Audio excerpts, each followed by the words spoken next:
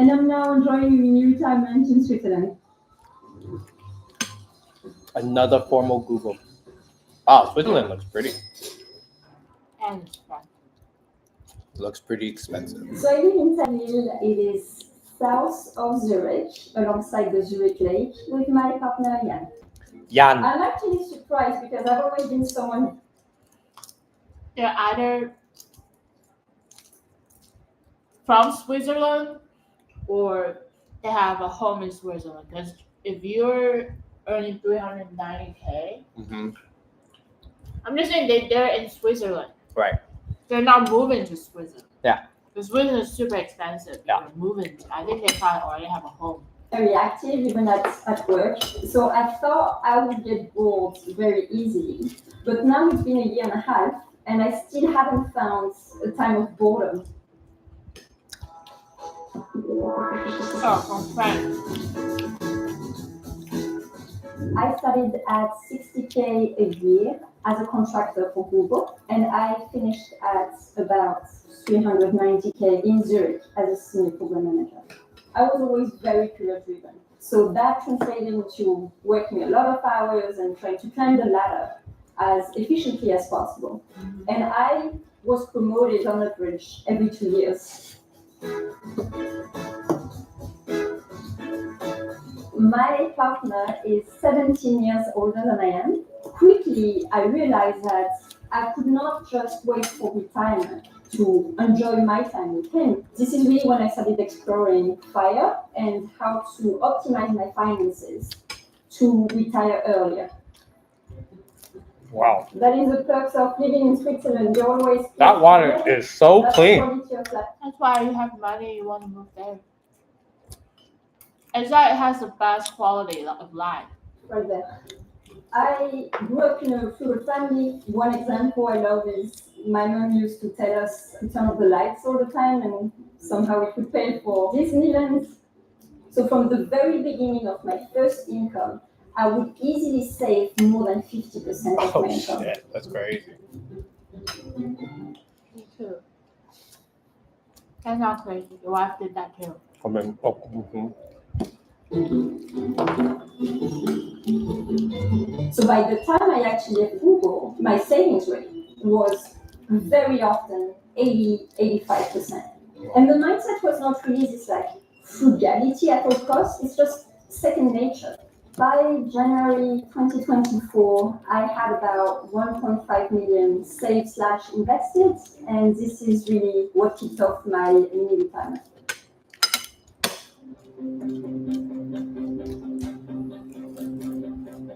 It is a very They both work high-paying that job in a very expensive country, and saying no from one day to the next to this kind of income, can be daunting for sure. By the time I left the company, it was actually very easy because in my mind, I was a woman on fire. Now I have an amount of money where I can sustain myself for quite a while. Today we split or share expenses. I think it's much more fair to share proportional. They have the That's what you same mean. cooking machine my mom does. For quite a while. Look. Yeah. My mom had the same cooking machine. Today we split or share expenses. It goes I to think show it's your much mom more has fair to share proportional really good taste. of what you bring in.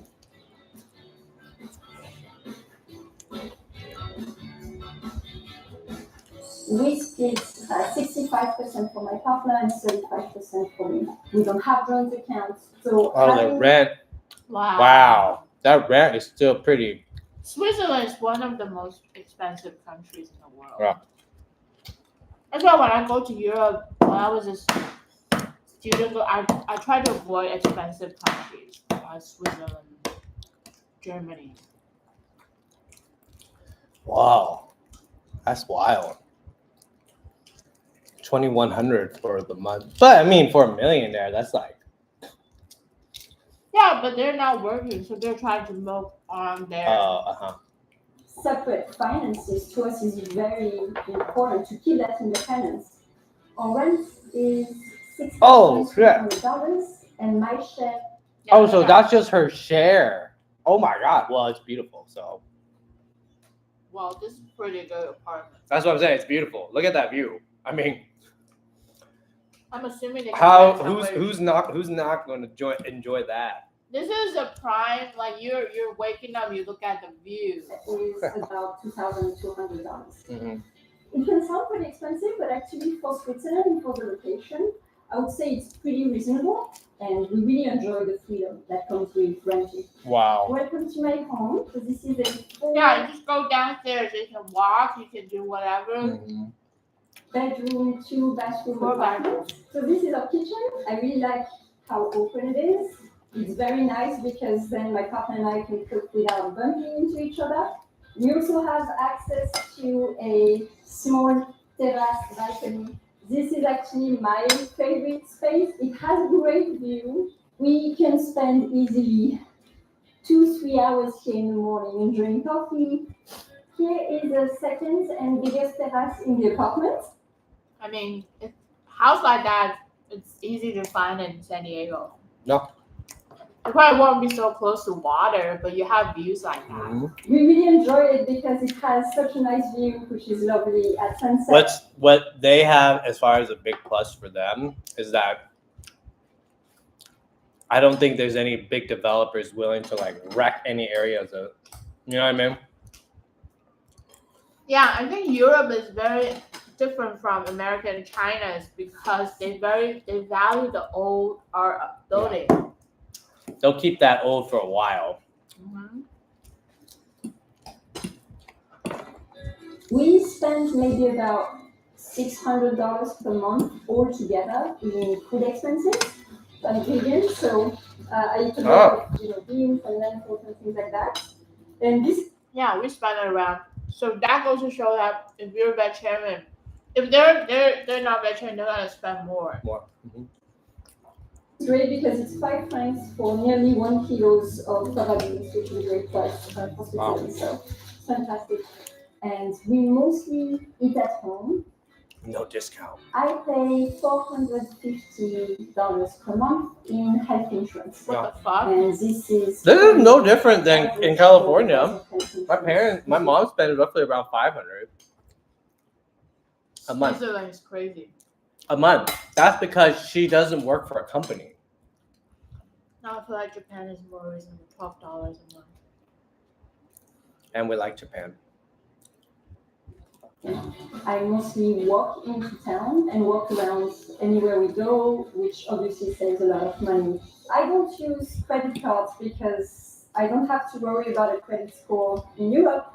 And also I really don't like going into debt. I intend to go back to some sort of employment very soon. To me, FIRE means financial independence, relaxed employment. So I don't think I'm in the position yet to fully retire, not ever having come back. However, I am in something called post-FIRE, meaning that I do not need to save much money anymore for retirement and all that. I could go to a part-time job, something that is much more flexible to sustain my lifestyle and still have a lot of freedom. I have to say, I'm not like particularly antsy to go back to employment. I thought I would be by now, but I really, really enjoy the daily life that Of course. this mini retirement. We actually already extended it. It was supposed to be just 1 year, and I pushed it to 1.5 years. It's Of course. This experience. I'm really happy I did it then, and I did not wait longer to do it because life is too short and life is beautiful, and it is too sad to spend most of that time spending it at work when we can spend it in beautiful nature with friends, family, loved ones, and doing things that make us truly happy.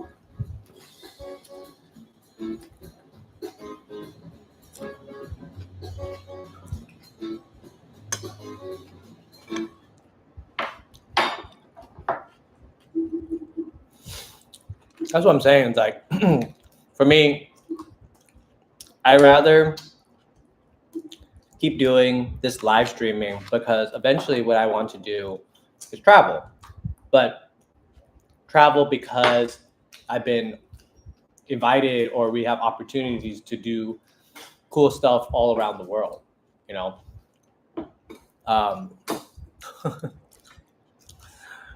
And so that's why I'm just thinking to myself, just like, yeah, I don't think there's any need to retire, but you just got to fine tune what you're doing in order to put yourself in a position where it doesn't feel like work, right? That's the goal. Yeah, when people say retire, they're not saying they don't want to work. They Right. don't want to work for like a slave. Well, they don't They want wanna- to work for they wanna- someone besides themselves. You don't want to sell your time. You want to create like a business, a product. No, she said she was down to work for part-time and free time, freelancing. Yeah, I'm pretty sure people are like that. Yeah, I know you're not like that, but I'm saying that, and to be honest, for me too, like, if a company is willing, if Google is gonna give me fucking $500,000 to do whatever they, to do something that I'm already kind of doing already, that's like a fucking no-brainer,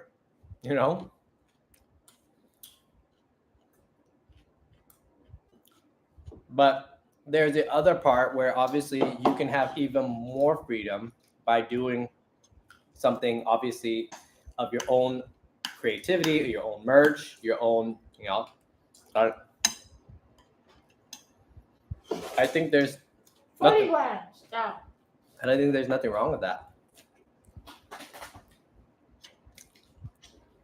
Hey, all the salad. He's not eating. Pick it up. Oh. You got me in trouble again, Jake. You see, everything is eating. He's not. You didn't take that mushroom I told you.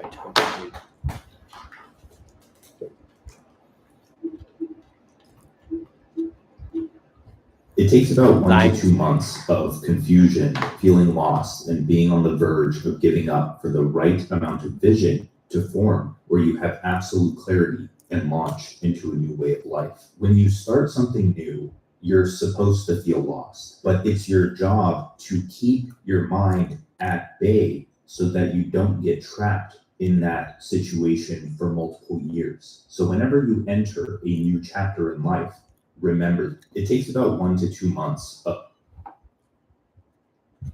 Oh, that's all you need to listen.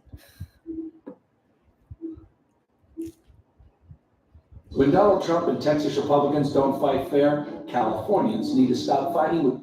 Okay. Oh, Gavin.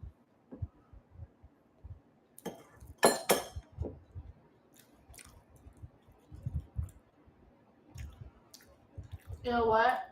The Dr. Michael Clinton looks exactly like Newsom. Who? Who's the doctor? The eye doctor. That old Oh. It looks like a.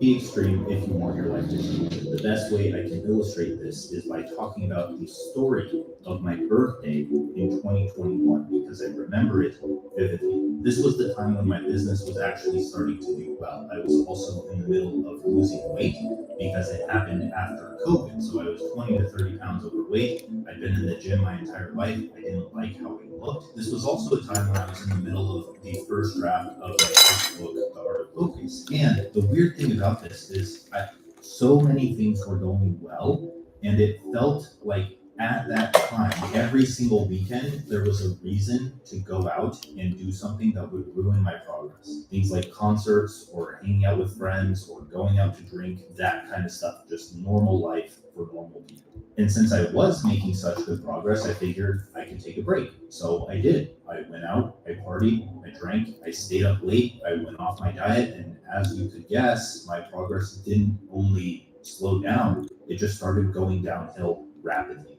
Every weekend, it would take maybe 4 to 5 days for my energy and my mental capacity to recover. And by that time, there was another event to attend. There was another thing to do that would slow down my progress. And because of this, I couldn't think straight. Sorry, has writing some the time. draft of a book. And obviously, my fitness habits fell off, and my business started to slow down because of those two things. Now, that felt painful, but the pain wasn't excruciating just yet. I didn't have a reason to change. Now, for months prior to this, my friend group and I had been planning to go to Seattle for my birthday. And I was already tired of not making progress, but it was my birthday, right? So I could justify going out and having a little fun one last time. So after a weekend of going out and doing the same thing and making very little progress, I was done. At that point, I was just so fucking mad at myself. Because when you have goals that are the most important thing in your world, they shine a light on everything you're doing wrong. The most painful thing in the world is watching those goals fade into the background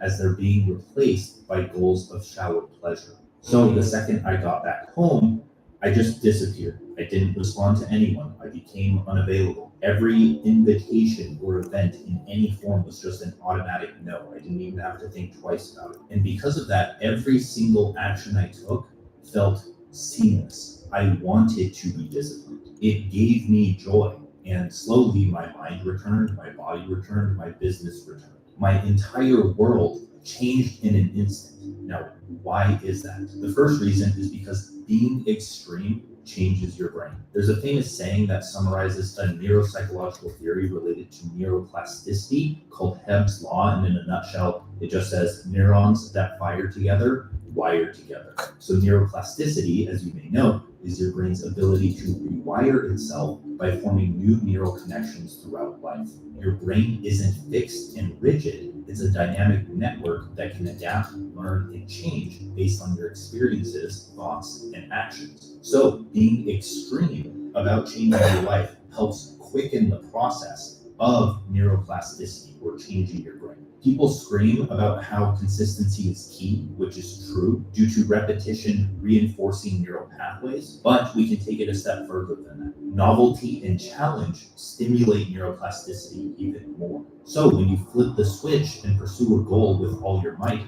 you put your brain in an environment that quickly adapts and All right, helps I that gotta become work. So true, Danko. Dan, Dan, Coco, Dan, Dan, Co.